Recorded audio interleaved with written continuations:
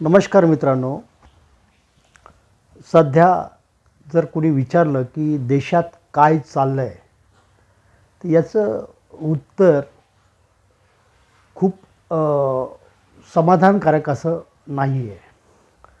देशामध्ये अतिशय गोंधळलेली अशी स्थिती असल्याचं आपल्याला दिसतं. म्हणजे जर राजकीयदृष्ट्या पाहिलं आपण, तर मोदी सरकार आंतरराष्ट्रीय संबंधाच्या संदर्भामध्ये सगळ्या बाजूनी अडचणीत येताना आपल्याला दिसतं आहे. आणि दुसऱ्या बाजूनी देशामध्ये एक दक्षिणेचा भाग सोडला तर इतर भागामध्ये भारतीय जनता पार्टीचे लोक मोठ्या प्रमाणामध्ये निवडून येताना दिसत आहेत. तर मग हे जे काय आहे याच्याकडे आपण कसं पाहायचं हा एक मोठा प्रश्न आपल्या सगळ्यांसमोर असलेला आपल्याला दिसतो. मोदी सरकार आणि त्याचे धोरणं जर एवढे चांगले आणि लोकप्रिय होते, मग आंतरराष्ट्रीय पटलावरती जे काही चाललं आहे, उदाहरणार्थ एप्स्टीन फाईलमध्ये पुरी यांचं नाव येणं आणि पुरींनी त्यावरती स्पष्टीकरण देताना आपण एप्स्टीनला भेटलो तर हे मान्य करणं आणि जगामध्ये अनेक देशातील लोकांची नावं आली आणि त्या ज्या ज्या देशातील लोकांची नावं आली त्यांच्यावरती कारवाई होताना दिसते किंवा ते राजीनामा देताना दिसत आहेत. मात्र भारतामध्ये नाव येऊन किंवा त्यांनी मान्य करून मी भेटलो आहे तरीही कुठल्याही प्रकारची कारवाई होत नाही किंवा झाली नाही. हे एक चित्र आहे. आणि दुसऱ्या बाजूनी लोक त्यावरती चर्चा करतात, पण अशी प्रतिक्रिया जी येते लोकांची, ती प्रतिक्रिया येताना काही दिसत नाही आहे. हा एक मुद्दा आहे. दुसरा अलीकडे एक मुद्दा आहे की गलगोटिया नावाची जी युनिव्हर्सिटी आहे त्यांनी AIचं जे काही आंतरराष्ट्रीय सुमित होतं, यामध्ये जे AI निर्मित जो काही कुत्रा बनवला होता, तो कुत्रा आपण स्वतः डेव्हलप केलं आहे असं त्यांनी सांगितलं. आणि स्वतः डेव्हलप केलं आहे असं सांगितल्यानंतर ते लगेच कळलं की हा चीननी डेव्हलप केलेला आहे, म्हणजे आपलं त्याच्यामध्ये काही नाही आहे. आणि मग इतकं मोठं आपण एक कॉन्फरन्स भरवतो आणि त्या कॉन्फरन्समध्ये आपल्या भारतीय मान्यता पावलेली जी युनिव्हर्सिटी आहे गलगोटिया, तिचं नाव खरं पाहिलं तर मी यापूर्वी ऐकलं नव्हतं, पण ज्या अर्थी ती इतक्या महत्त्वाच्या कार्यक्रमामध्ये तिला महत्त्वाचं स्थान दिलेलं आहे, त्या अर्थी ती प्रसिद्ध आणि लोकप्रिय आहे असं म्हणायला हरकत नाही आहे. तर अशा या गलगोटिया युनिव्हर्सिटीकडून जे काही दावा केला तो पूर्णपणे खोटा आहे हे आढळून आलं. यामुळे जगामध्ये नाचक्की झाली. दुसरी गोष्ट, अमेरिकेमध्ये अडाणीवरती भ्रष्टाचाराच्या संदर्भामध्ये केसेस चाललेल्या आहेत. आता इटालीमध्ये काही प्रकरणं, हिंडनबर्गचे काही प्रकरणं होते, त्या संदर्भातही काही कारवाई अडाणीच्या वरती चाललेली आहे.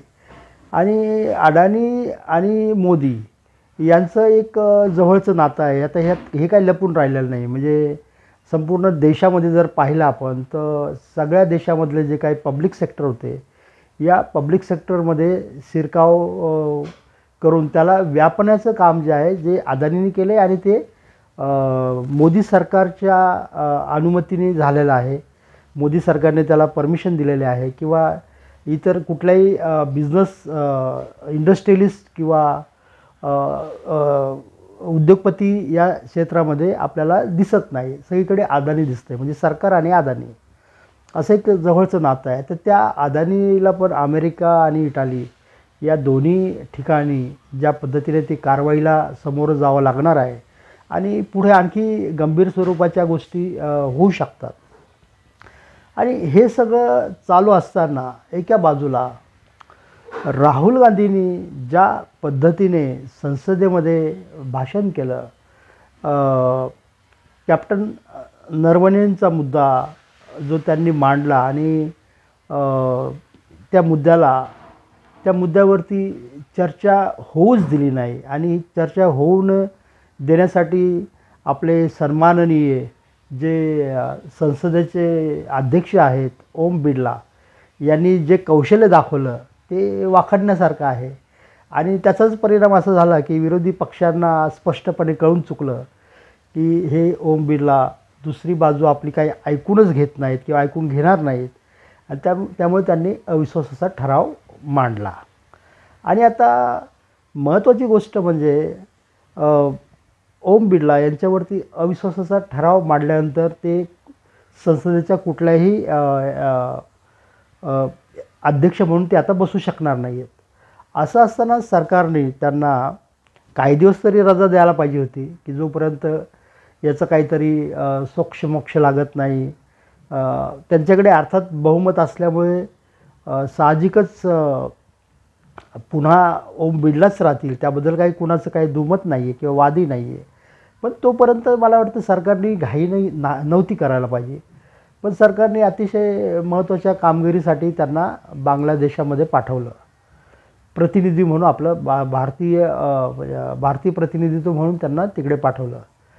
तर हे दाखवण्याच्या पाठी एक मनीषा दिसते की तुम्ही जे वागताय ते योग्य वागताय आणि आमचा तुम्हाला पाठिंबा आहे. तसंच त्यांनी मोदी साहेबांनी पुरीचं नाव सगळीकडे ॲब्सेंट फाईलमध्ये गाजत असताना त्यांनी पुरींच्या वाढदिवसाच्या दिवशी हार्दिक शुभेच्छा त्यांनी जाहीरपणे ट्विट करून दिल्या. खरं पाहिलं तर ह्या सगळ्या गोष्टी टाळता येणं शक्य होतं, कारण तुम्ही देशाचे पंतप्रधान आहात आणि पंतप्रधान हे भारतीय संसदीय लोकशाहीमध्ये सगळ्यात मोठं पद असतं. मग या देशामध्ये ज्या काही गोष्टी घडत आहेत त्या सगळ्या गोष्टीला जबाबदार जी व्यक्ती आहे ती पंतप्रधान असते. त्यामुळे इथे जर कुणाचं नाव भ्रष्टाचार किंवा ॲब्सेंट फाईलसारख्या ठिकाणी येत असेल तर अशा लोकांना आपल्यापासून थोडंसं लांब ठेवणं हे मुत्सद्दीपणाचं आणि एक पंतप्रधानाचं एक जी काही एक इमेज असते त्या इमेजसाठी मला वाटतं खूप महत्त्वाचं असतं.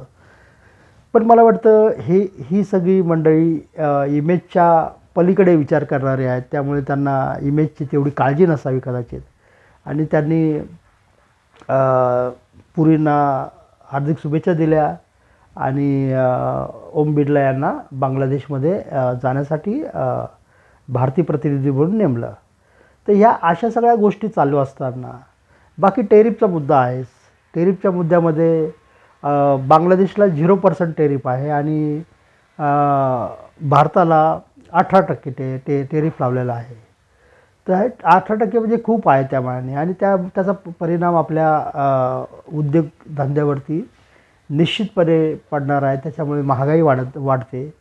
दुसरी गोष्ट अशी आहे की हे जे काही मोदी आणि ट्रम्प यांच्यामध्ये जो काही करार झाला त्यानुसार अमेरिकेतले जे काही शेतकरी आहेत त्यांचं जे उत्पादन आहे ते भारतामध्ये विकण्यास त्यांनी परवानगी दिल्यामुळे आता भारतीय शेतकरी जे आहेत ते त्यांना संकटाला तोंड द्यावं लागणार आहे.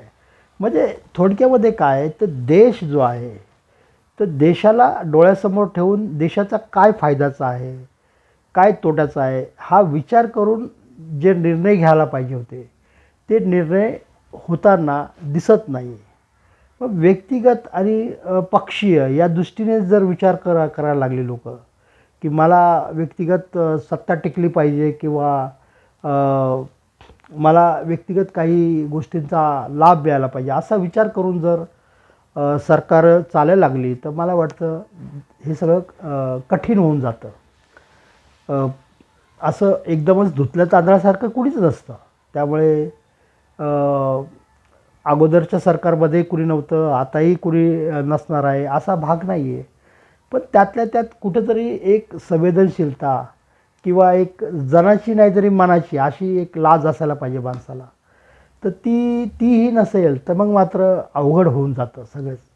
मला वाटतं की भारतीय लोकांनी पण आपलं आपलं जे काही विचार करायची पद्धती आहे ती थोडी बदलली पाहिजे. म्हणजे कसं असतं की जसं एक आपला शरद पोंक्षे मला वाटतं ते म्हणाले की आपला माणूस किती वाईट असला तरी त्याला कामधंदे द्यायचे आणि एखाद्या मुस्लिम किंवा इतर समाजाचा कितीही चांगला असेल तर त्याला आपण आपला व्यवहार किंवा बिझनेस द्यायचा नाही.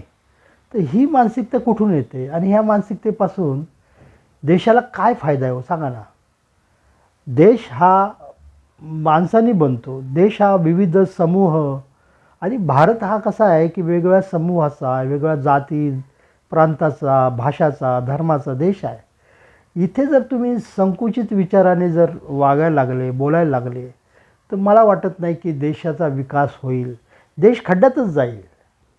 आणि काँग्रेसच्या काळामध्ये म्हणजे जे काही त्यांनी 75 वर्ष राज्य केलं, त्या काळामध्ये त्यांनी काही खूप चांगल्या गोष्टी सगळ्याच केल्या असंही म्हणता येणार नाही. पण तिथे त्यांनी राष्ट्रीय एकात्मता टिकवून ठेवली. त्यांनी प्रत्येक गोष्टीचा विचार केला आणि संयमाने भूमिका घेऊन काही कामं केली. तर त्याचाच परिणाम हा देश अखंड आहे. आणि नेहरूच्या काळामध्ये जे काही त्यांनी युनिव्हर्सिटीज तयार केल्या किंवा जे काही उद्योगधंदे चालू केले त्याच्यामुळे देशाला इथपर्यंत येता येणं शक्य झालं, एवढी प्रगती झाली. इंदिरा गांधींनी त्याच्या पुढे जाऊन बँकेचं राष्ट्रीयकरण केलं आणि त्यामुळे देशाला त्याचा खूप मोठा फायदा झाला. म्हणजे उदाहरणार्थ की 2000 मला साल आठवत नाही आहे, पण त्या काळामध्ये जागतिक मंदी असताना भारतामध्ये मात्र सगळं आलबेल चालू होतं. तर त्याचं कारण यांना पंतप्रधान मनमोहन सिंगांना विचारलं होतं. तर त्यांनी त्याचं श्रेय सांगितलं की आमचं जे काय राष्ट्रीयकरण केलेलं आहे आम्ही बँकाचं किंवा आणखी काही सार्वजनिक उद्योग आहे, याच्यामुळं आमच्या देशाची इकॉनॉमी जी आहे ती चांगली राहिलेली आहे. व असं सगळं असताना खाजगीकरण करून एका विशिष्ट लोकांच्या ताब्यामध्ये सगळा देश देण्याचं जे काही चाललेलं आहे ते निश्चितपणे देशाला धोकादायक आहे. आणि वरती जो तडका असतो तो धर्माचा असतो. म्हणजे काय, धर्म म्हणलं की संपलं सगळं. मग कुणी कसंही वागलं तर तो या धर्माचा, तो त्या धर्माचा. मग जाती आणि धार्मिक जी तेढ आहे किंवा विषमता आहे किंवा जे काही वाद आहे ते जास्त निर्माण करून कदाचित एखाद्या पार्टीला, एखाद्या पक्षाला काही फायदा होईल, पण तो क्षणभंगूर फायदा आहे. उद्या तोच जो फायदा आहे ना त्या सगळ्यांच्या अंगावरती येणार आहे. त्यामुळे मला वाटतं की या सगळ्या गोष्टीचा विचार इथल्या माणसांनी केला पाहिजे. इथल्या माणसांनी धर्म बाजूला ठेवून फक्त आपण या देशाचे नागरिक आहोत आणि नुसते नागरिक नाही तर आपण संवेदनशील आणि कर्तव्य समजून घेणारे, कर्तव्याचं पालन करणारे, अधिकाराचा एन्जॉय किंवा एक अधिकाराचा हक्काचा आपण त्याची अंमलबजावणी करणारी लोकं आहोत. अशा पद्धतीने आपण राहिलं पाहिजे. आणि मला वाटतं की हे एक मी केलेलं चिंतन आहे या सगळ्या पार्श्वभूमीवरती जे काही देशामध्ये घडतं आहे. खरं पाहिलं तर भारतीय जनता पार्टी हा काही आपला शत्रू नाही की देशामधल्या कुठल्याही माणसाचा जो शत्रू पक्ष असू शकत नाही. कारण ती या देशातली अतिशय महत्त्वाची पार्टी आहे. काँग्रेस या देशातली महत्त्वाची पार्टी आहे. पण यांच्यामध्ये जो काही व्यवहार दिसतो आहे तो एकमेकांचा भावकी गावकीचा जो व्यवहार असतो की आणि एकमेकांकडे ज्या शत्रुत्वाने ते बघतायत, तर मला वाटतं ती भावना खूप चुकीची भावना आहे आणि ती राजकारणामध्ये आली नाही पाहिजे. पण ती आता वाढीस लागलेली आहे. तर आता याच्यावरती अंकुश आणण्याचं काम मला वाटतं की जे काही संवेदनशील विचारवंत आहेत किंवा जे देशाची प्रगती पाहू इच्छितात त्यांच्याकडे आहे. त्यांनी विचार केला पाहिजे, यावरती बोललं पाहिजे. आणि ही सगळी जी बिघडलेली जी घडी आहे ती घडी नीट करण्यासाठी काही करता येणं शक्य आहे का याचा निश्चितपणे विचार केला पाहिजे. मित्रांनो, आजच्या पुरतं मी इथे थांबतो आणि पुन्हा आपण एखादा नवीन विषय घेऊन पुन्हा भेटूया. तोपर्यंत रजा घेतो. धन्यवाद.